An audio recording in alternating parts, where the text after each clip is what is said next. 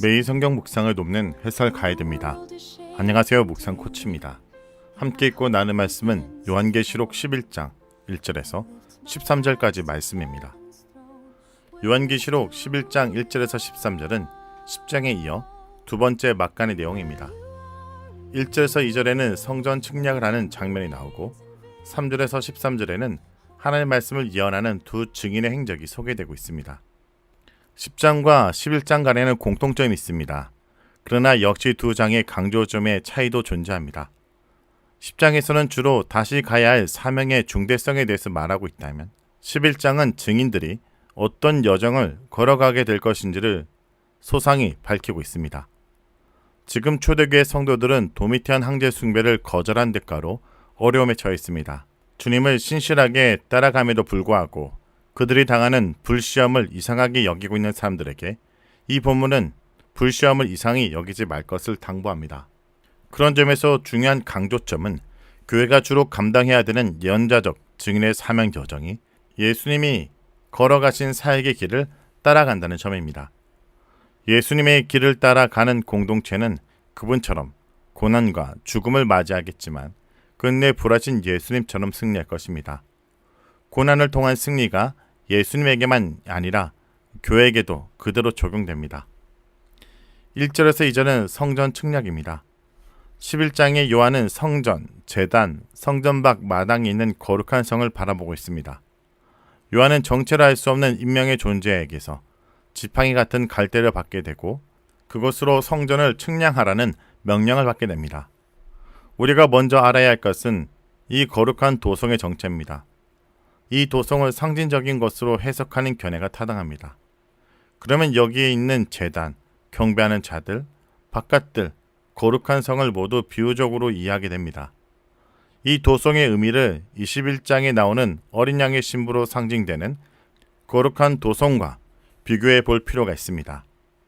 21장의 도성은 완성되어 이미 영화롭게 된 상태의 하나님의 교회를 상징하지만 11장의 거룩한 도성은 아직 영화롭게 되지 못한 하나님의 교회, 즉 이 땅에서 순례길을 걷고 있는 하나님의 교회를 상징합니다.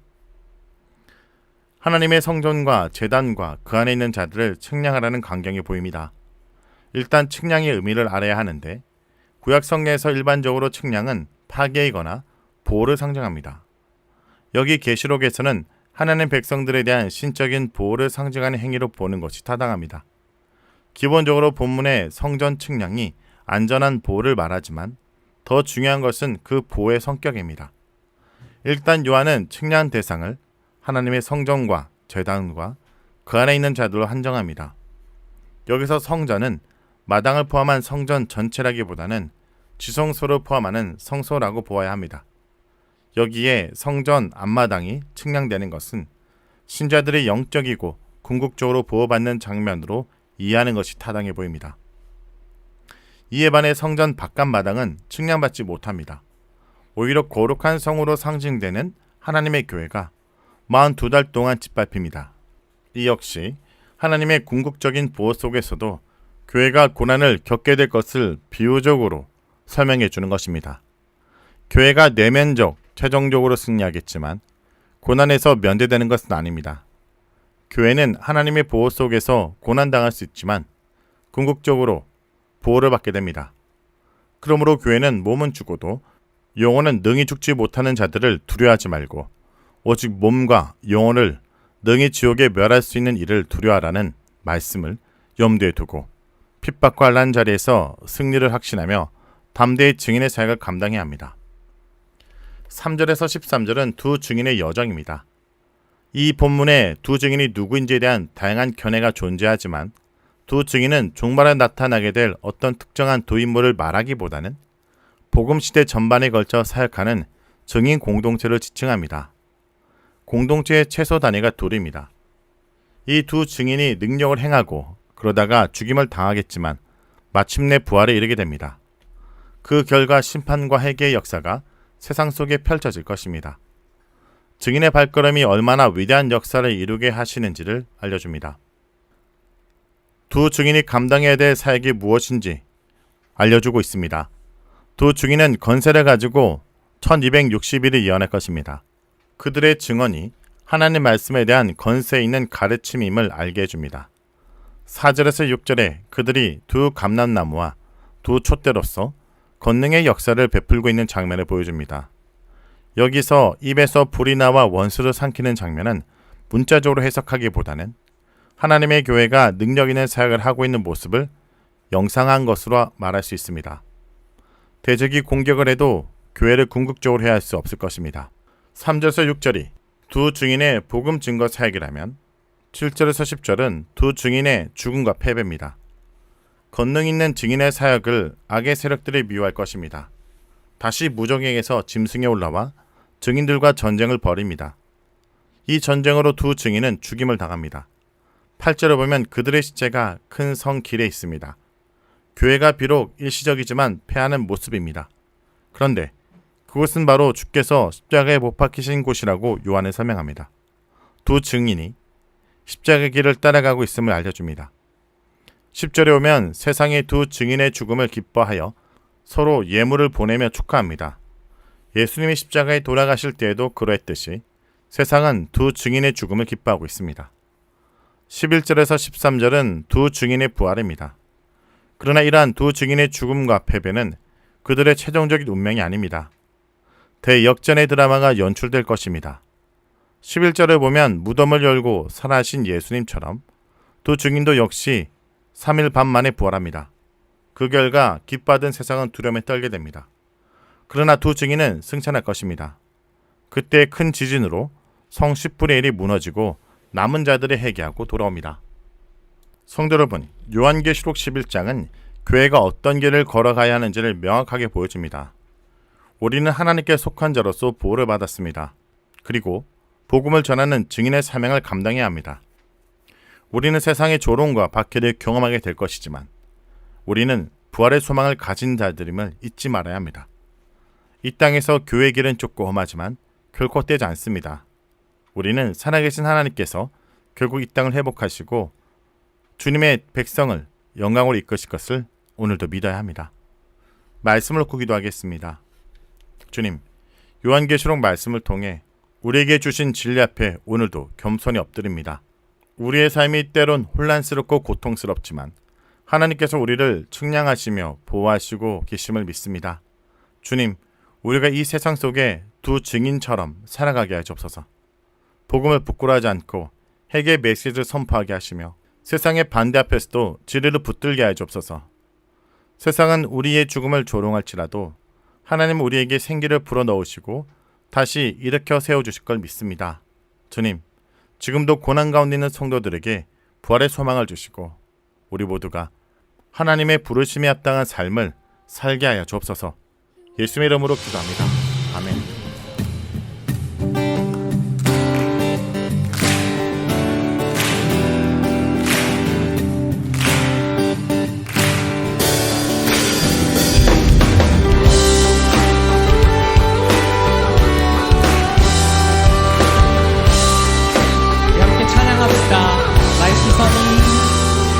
나의 시선이 나의 마음을 향할 때 자꾸 초라한 모습과 두려움뿐이네.